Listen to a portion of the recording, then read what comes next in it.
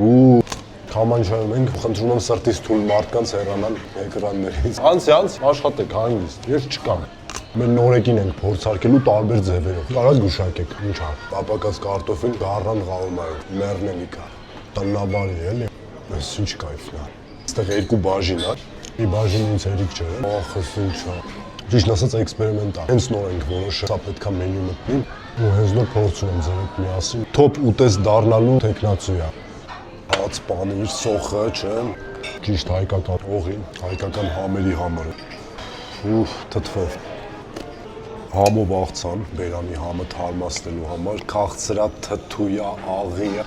Սենց աղցանը շատ եմ սիրում։ Միշտանավարի առանց կծուբի բարի։ Ու,